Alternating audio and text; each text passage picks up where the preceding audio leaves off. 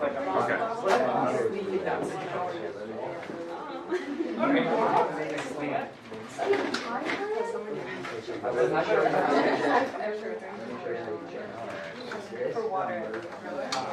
hey. All right. Today, we're going to take a few notes here on, talking about horizontal, vertical, because I know some people have been gone, some people haven't been really paying attention to this. You know how to do it, so you know what to do for your homework when I give it to you, because you're either going to get homework today or Monday. So keep that in mind. Now, we did have homework due today, page 324 to 336. Next week, I'm planning on probably a test somewhere in the middle of the week, Wednesday, Thursday kind of time frame. We'll start reviewing because it's the last section. So it depends on what day we kind of have homework and what day we're going to start reviewing. So, all right. But the section that we're in is 2.6, rational functions. Not roots, but rational functions. So that's what we're going to be discussing. All right. So big thing here is about the rational functions. The three main bullets we're talking about today, even though we have all those other checks we do, like end behavior and x-intercepts, y-intercepts, and symmetry. The main bullets today are about horizontal and vertical asymptotes. Horizontal, vertical in no particular order, and slant asymptotes. That's kind of a weird word, but I want to make sure that we know kind of the different parts today. Do you know which one's which? Do you know when you're going to have one versus the other? That type of thing. So I'll just kind of make up problems as we go here today, and they're going to look very similar to your homework. And I'm going to go through this pretty quick. And what we're going to do is we're going to use our Chromebook today, so we can actually graph these things. Now we can either use Google or Wolfram Alpha, or today we're going to use Desmos, because a lot of you have used that before, and it's kind of nice. You can drag the graph around. It's very pretty. So we can actually see, does it work? And I'm hoping that program will actually show us the asymptotes work. So that's what I'm hoping for. And I think we can maybe change the settings so it will. But then we're going to use it for another purpose. All right, but this is my goal. So let's start with the first one here. So first example of the day, let's go with x plus 3 over x squared minus 4. Let's do this problem. Okay, something kind of easy, very simple looking. It is rational. I mean, it is a fraction, obviously. The goal is to graph this function and get a rough sketch of where this thing's going. The big thing is we do have these options to work with, and they will help us narrow down. Now, the other things we have to talk about is obviously if we're doing rational functions, we don't really care about end behavior right now until we actually have all these things filled out. We don't really focus on x-intercepts or y-intercepts until we have some of these figured out. And then eventually we're going to be tying in division if need be. You will need a calculator at some point when we do this stuff. So you might want to borrow mine or have one out. Because I will ask you to plug in certain numbers and see where this thing is going. Okay? The Jessica was very apparent like when we got in the middle, we probably should have plugged in some numbers to see where our problem is going. Okay, now. All right, so on this particular problem, what I'm going to do first, let's figure out vertical wise first. I don't know why, these are just the three options we have. I'm actually going to do the vertical asymptotes first, because they don't rely on the other two. So, if we're going to find vertical asymptotes first, that means you have to factor the denominator apart. So when we factor the denominator, what do we do there? Yeah, it's the difference of squares, right? X plus 2, x minus 2. Okay, now, for this, we do have two vertical asymptotes, and they don't cancel. Because if they canceled with the top, we wouldn't have one there. It would be called a removable. We wouldn't have the asymptote there. But for me, -2 and +2 cause a problem. Now, what you're thinking, Ward, you just pointed the wrong ones. It's the roots of those. Like if you were to say each of these equal to 0, what would be that number that would make it 0? So that would be the problem. You cannot divide by 0. So we have a vertical at -2, and we have a vertical at +2. Okay, good. All right. So are we good with that so far? Now, before I move on, What we have to be thinking about in this problem is that there's going to be three distinct pictures. How I know there's three pictures on this graph, the vertical asymptotes separate them. They're the most rigid type of line we can have. Nothing can cross a vertical. With horizontal, it's kind of more of a guideline. Slant is kind of a weird mixture of both. There is kind of, it's kind of rigid, but it is also kind of a guideline for the outside. We saw one example yesterday where we actually did cross the slant. That's kind of a rare case, but all right. So in this case, there will be three pictures. There will be a picture over here somewhere, a picture in the middle, and a picture over here. Now, the other thing I heard, obviously, by doing it at this point, was figuring out that there is an x-intercept. Yeah, the x-intercept is -3. It's whatever makes the top 0, if it doesn't cancel out with the bottom. Okay, that would be a removable.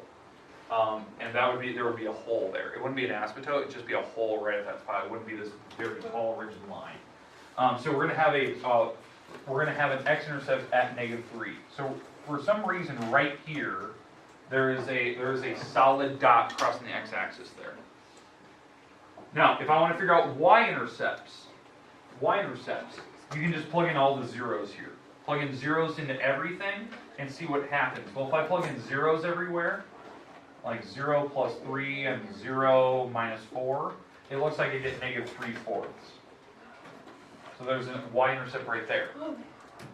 So we do have a couple things going on here. To me personally, I'm thinking that this is probably not symmetrical. Just thinking out loud, because these dots are kind of in weird spots, and it doesn't appear like this side over here had the same numbers. Okay, questions, comments about vertical and x and y-intercepts? I kind of mix them all in one. Okay, next we have to talk about horizontal versus slant. Now, this is the part we discussed yesterday. It's one or the other. Okay? It's one or the other. What I mean by that, you either have horizontal or you have a slant, they don't mix. Because it's the way that the horizontal had 3 checklists. It had a 3-step test. The 3-step, if the top is smaller than the bottom, what I mean by top and bottom, I mean the degree, the highest degree term, right? So the degree on my particular problem is a 1 and a 2. That's the highest degree terms. Top is smaller than the bottom. There is a horizontal at 0. So in this case, this first check, there is a horizontal at 0. That means I can already throw out the slant. The reason why? For slant to actually occur, the top has to be bigger than the bottom. By 1. Yep. So we definitely do not have a slant because the top wasn't bigger than the bottom. By degree, anyway. Wait. Question? Okay, all right. Now, if the powers were equal, so the top power, the top degree, is equal or congruent to the bottom, then you would just take the leading coefficients and divide them. Coefficients, there we go. You would just take the leading coefficients and divide them. And that would be where you would actually cross, or where that horizontal asymptote would be, right at that spot. But I don't have that. So because the top is smaller than the bottom. And if the top is greater than the bottom, you don't have a horizontal because you have potential to have this one. That's if the top is bigger than the bottom by 1. Okay, 1 power. But we don't have that. That might be my next example. Okay, so in my case, we definitely have a horizontal, and again, this is a guideline, because obviously, if you look at this, if that was actually rigid, you wouldn't have that dot at -3. This is a guideline. That means to me that the tails on the outside, like when we start graphing this, the tails are probably hugging up against that. It's kind of a guideline for when we go towards infinity. So now, at this point, what I need to figure out is I need to plug in a couple numbers and see where is this thing going. Because obviously, we're kind of in a weird zone here. I have no idea what's happening here. Okay, it could be, especially this area, I have no idea what's happening here. It's crossing the x-axis. I don't know if it's going up or down. So probably what I need to do is I'll use my calculator. I want to plug in a couple numbers like negative 9, plug in negative 7, plug in maybe negative, let's go negative like 2.5. I need to plug in numbers because I need to see what's happening over here. Is it going down? Is it going up? And where is the tail at? Is it on the top half or bottom half? You know, because I'm betting on whatever half it's on. Like, let's say it's on the top half over here. It's probably going to cross and go down. Because I have to hit the x-axis, so it's going to go probably the opposite direction. So if it's down here, it'll probably cross up. Is that a negative 25 or 2.5. Oh. Negative 2.5. Because I got to figure out what's on the other side of it.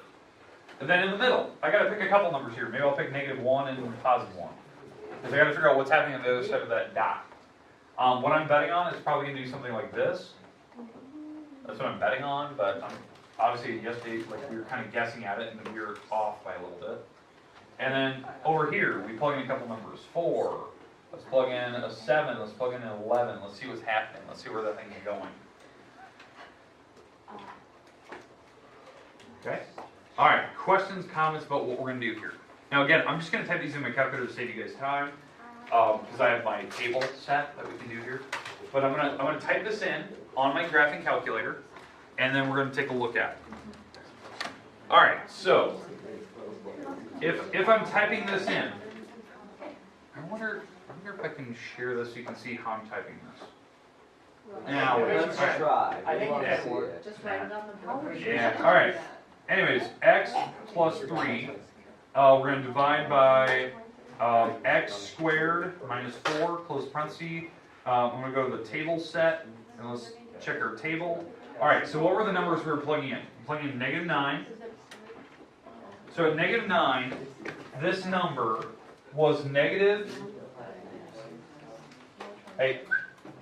negative 0.07. So a very small negative number. It's on the bottom side at negative 9. So it's definitely down here. At, what was the next number? Negative 7. It's at negative 0.08. Wow. At, what are we at? Negative 2.5.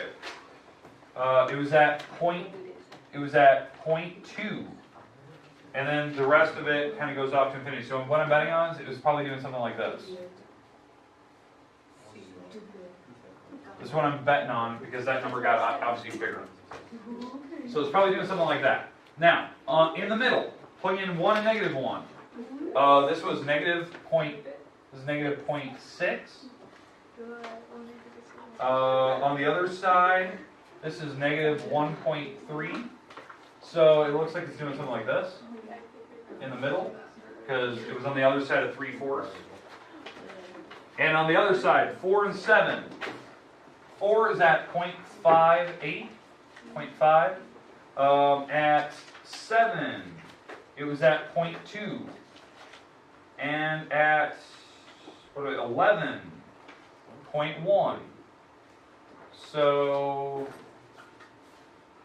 just doing something like that, maybe. It could be coming up. It's not crossing that spot, so it's probably staying on the top half because it didn't hit the x-axis. So I'm betting on it's got to be doing that. All right. Again, I'm using all my skills to do that. Now, you need your Chromebook. So take out your Chromebook. We're going to graph this thing so you can see how this works. I'll give you a little bit of time. The website I'd like you to go to, let's go to Desmos. Desmos. All right, that's where I'd like you to go. Now, I know some of the apps are kind of pre-installed. I don't know if this one's pre. What? Because I don't. Are you redoing it? I'll leave it on. Are you okay? So thrown off by this. All right. Oh, that's not right. Okay. All right. Are we on Desmos? What the heck?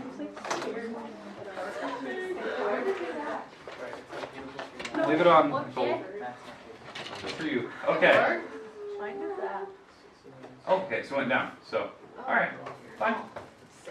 So, Alright, so here's Desmos. Again, the cool part about Desmos, we can like drag things around. I can put it wherever I want.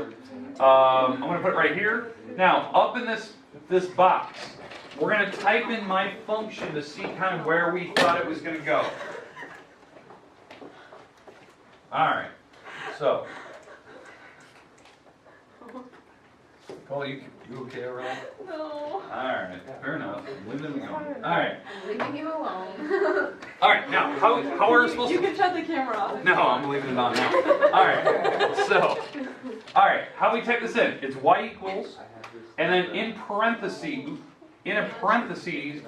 we need to type in x plus 3, and we're going to close that off, put a division sign, which is the backslash, and again, I'm just using my whole keyboard.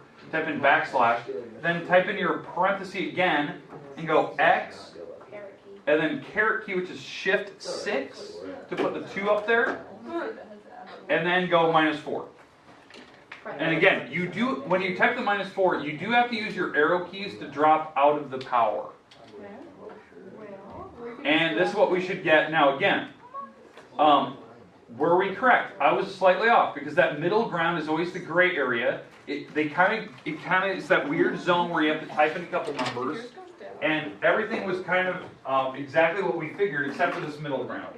Because again, we have my rigid asymptotes. We're hitting 3 here. We were hitting there, and then the idea is this middle ground is always the weird part. We knew we were going to be at 3/4. It was just, where's this thing going? And it really threw me off that it was going up and then went back down later. So maybe you got to type in a couple numbers. The middle ground is that weird sense where you have to try a couple numbers out. You can't really predict the middle. You have to just try a couple numbers, see where it's going. I probably should have typed, instead of just 1, -1, maybe pick 2 numbers in there to see really where the tails go. It always throws me out. The middle ground is always the weird area. Alright, questions, comments? Alright.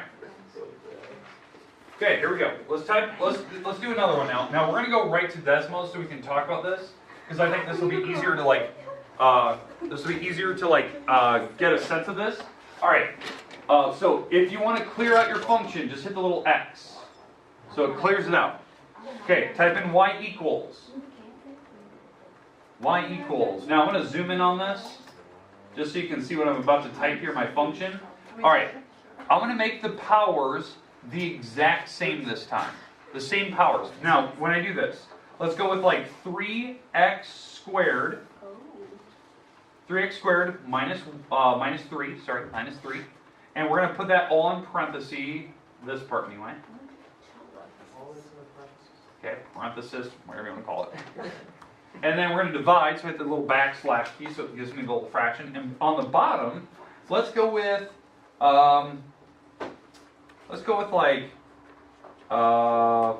x squared. Let's go with x squared plus 5x plus 4. So now, we can definitely see on this problem when I hit enter that the powers are the same.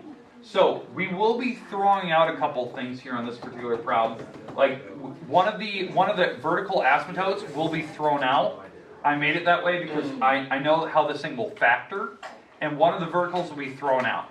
And I wanted to show you that because we didn't really see that since Wednesday this week, just so you can get some practice with this. All right, here we go. So here's my graph. All right, perfect. So, all right, let me write this down. Y equals 3x squared minus 3, x squared plus 5x plus 4. Okay, so on this particular problem, if I want to find the vertical asymptotes, tote in this case, there's only one, we would factor the bottom apart. Okay, so when we factor the bottom, it's a trinomial, so it's x and x, plus, 4 and 1. That's the only way we can make the 5 in the middle. And then on the top, if you factor that apart, you'll notice that one of the parentheses goes away, because we can pull out a 3 to begin with, which is this, because it had a common factor. But then when I pulled it out, that was a difference of squares, x plus 1, x minus 1. So that's why one of the x-axis numbers is actually thrown out, or one of the vertical asymptotes. So we actually have a vertical asymptote at -4, and this one was removable. Now, here's the weird issue. There is actually a hole on the graph. You can't see it yet. I'll zoom so you can actually look. There is an actual hole at -1. Because this would have been one of my verticals, but it removed itself, but it is still a hole in the graph. So it doesn't look like it. Because graphs are infinitely small. So it looks like it is continuous, because again, it looks. The problem is, right here, I think these go by ones, pretty sure. It's right there. There is a hole, it's just you can't see it. The graphs, they won't, if you zoom in far enough, they might show 1 pixel being missing. If you keep zooming in. Okay, it won't go very far. Google does a better job of showing you where there's a gap, a hole.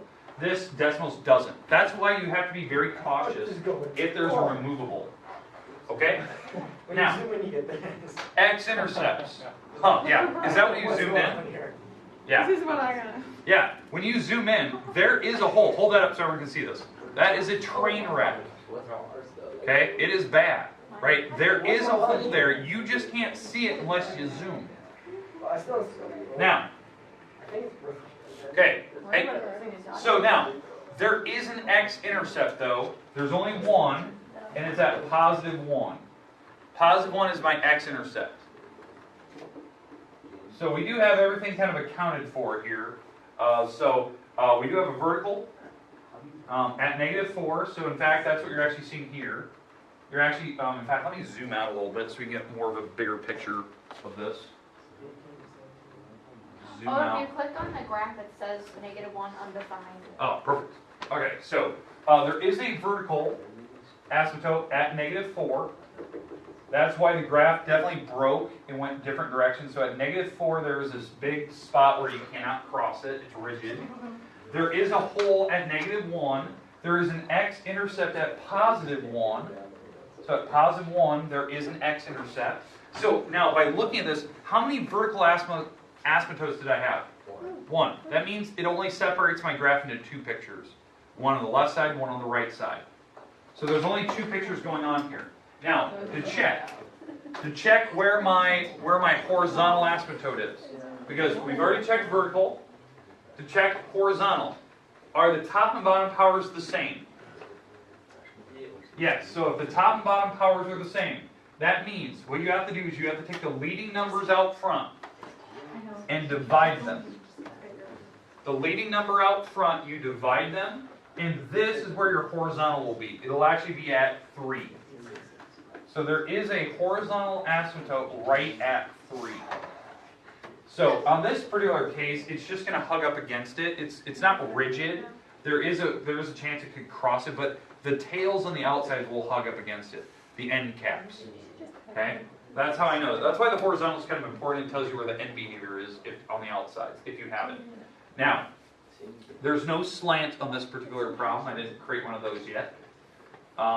We know we did one of those yesterday. We'll do maybe one of those on Monday even. But I want to make sure that you knew how this works. Okay, questions on all the parts so far. Now, to figure out where these graphs are going, again, you would pick a couple numbers. Now, I don't have to worry about the weird middle gray area, the middle area. So you just pick a couple numbers over here, pick a couple numbers over on this side. And when I'm picking numbers, I would definitely pick a number on the other side of 1. Because I need to know if it was going up or down there. So, but again, when you type those in, on a calculator, it would give you that. Now, y-intercept, if you wanted to know where the y-intercept is, you plug zeros in, and it would have been at -3/4 again. Oh, what the heck? So -3/4 where the y-intercept is. So I knew it was kind of going down. Okay, questions, comments, polar coordinates. Oh. All right. Hey, are we good? Good. Okay. Now, here's the part. I'm going to give you a link on the board here. In fact, I might just email it to you. We're going to practice a little activity here today to see whether you know something that I talked about on Wednesday. Wait, do we get to write stuff on the board? We might. Right now. All right, here we go. So, Can I write something? I might send you this, but I might just have you just kind of walk me through it. All right.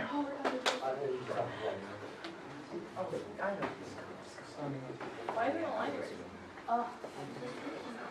Okie dokie, here we go. I might just throw this up on the board, so it might be easier. No, I think we should all write on the board. No, I think you should walk me through. Or I could write the whole Or thing on the Nicole board. could write it. She really has good handwriting. Yeah. You All right. You want me to come be a problem on the board, Mr. Ward? I will have you come up and do this one here in a minute, yes. Are you gonna get all emotional and tell me to turn off the camera again? No. Okay, all right, here's our first one. So if you're watching my dot on the board, the dot is actually moving, okay? I want to know, at that particular y value, what y value is that dot approaching as the x approaches 1 from the left side? 2. So, say it. 2. 2. Okay, does that make sense? Wait, what? So as the dot is approaching 1, so as this dot is approaching x of 1, what is the y value turning into? 2. Now, do you agree it's approaching from the left side? Yes. It's going like left to right. That's Okay? from the right. Now, what this is called, this is what it is. This is the limit. This is the limit of your function f of x as your x approaches 1 from the left side. This is the notation you want to write. In fact, I'm going to write this really big. This is the limit as x approaches the number 1 from the left side. Again, we're approaching positive 1 from the left. And this is my function. And what this is you would actually tell me the number that I'm approaching. This is called a limit. This is something you will do a lot in calculus. In Calc 2, in Calc 3, in business calculus if you go for a business major. This is probably the hardest stuff you'll ever do in that class. Okay? But the whole problem with this is knowing just this stupid notation that I'm approaching 1 from the left side. So as I approach 1 from the left, this function is approaching what number? Is it always 1? 2. No, they'll change that number so I can approach any number I want. So I'm approaching the number 2. And that would be my answer. So that would be what my answer is. It's approaching 2 as I get closer and closer. We were actually doing this on the graphs. I just didn't tell you that. These last graphs we've been drawing. These graphs have been going to infinity. We've been trying to approximate what happens when you get closer to those vertical asymptotes from like the left side and the right side. This is just how you write it. Okay, so do we feel comfortable with that first one? Okay, so Nicole, I'm going to have you come up here and do this next one. Because you won the volunteers, so here you go. I have to do a whole problem? Yep. Oh no. Okay, same exact thing. That's all I wanted to Okay, do. so watch the dot as it moves. I want I the thought you came from the limit. left side. I want the dot as it approaches 1 from the right. It can change. That's stupid. So what is that dot approaching as it approaches 1 from the right side? And, okay, good. Now, Nicole, right where you're at, right where I have that circle in there, put a plus up in the power. So erase that little negative sign, put a plus there. Okay, good. What Nicole just wrote up there, that is the function as your x approaches positive 1 from the right side. Notice the power she put up there, like the exponent up there. She just puts a plus sign. That means you're approaching it from the right side, the positive side of it. And her answer is correct. We are approaching 3. Okay, now somebody want to guess the next problem? Somebody want Do you want me to do it again? to? Sure. Okay, here we go. Next You one. want to do the next problem. 72. You want to do it? Laura does. Oh, no. All right. Now, okay. Now, what is the actual value of this function at 1? 1. To a half. Okay, write it. Half. Now, here's the difference. We're not doing a limit anymore. We're not approaching from the right and left side. We are just approaching where we're just plugging in 1. Are you good? Submit. All right. Some. So we are plugging in the number 1 into your function, and the answer is exactly what Nicole said. It's just half. It's the actual dot sitting there. We're not approaching different numbers. It's just the dot. Okay, now, here's my question. Is this graph continuous? Is it flowing all the way from the left to right side? Yes. No. There's holes. There's holes in the graph. Right. It's not There continuous. and right there. So, Those look like your the problem is, this would actually not be considered a function, it would actually be considered a piecewise function. There would be pieces to it. There's holes in it, and it breaks. So it's not continuous. Okay, now, you're probably thinking, okay, Ward, what are you trying to hint at? Well, what we're going to be going into is I'm going to be giving you a very complicated looking graph, like this. So, eventually, I'm going to give you a graph that looks like this.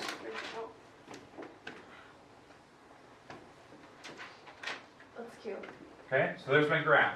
And I will ask you simple questions like, what is the limit of your function? What is the limit of your function? This is my f of x, right? That's my function. What is the limit of the function as I approach the number -2 from the left side? So -2 from the left. So I got to find -2 on the x-axis, so this is -2. And I want to approach it from the left. So what number am I roughly approaching? 7, 2, 3, 4, 5. 5, that's your answer. I don't know how to count. That's your answer. As I approach -2 on the x-axis from the left, my graph is eventually going to hit 5, positive 5. Now, if I wanted to approach a different number, let's say I want to approach the number, Positive 4. let's go 3.5 Oh. from the right side. 3.5 from the right side. Now we have a new answer. Because as I approach my graph, 3.5 is roughly about right here. This is 3.5. As I approach from the right side, what is my answer? 1.9. Yeah, -1.9. Yeah, sorry. -1.9 or -2 if you're in that ballpark. Okay? Does that make sense as you're going from the left and the right side? Now you're thinking, okay, well, that's not really that hard. It is when there's a bunch of breaks in the graph and they're going different directions. And so you're going to have to see different numbers. Do we understand the notation though, the plus and minus signs? Yeah. Okay, we're done for the day, no homework. What? You made me grab my book for another day. Yeah, I did. Yeah.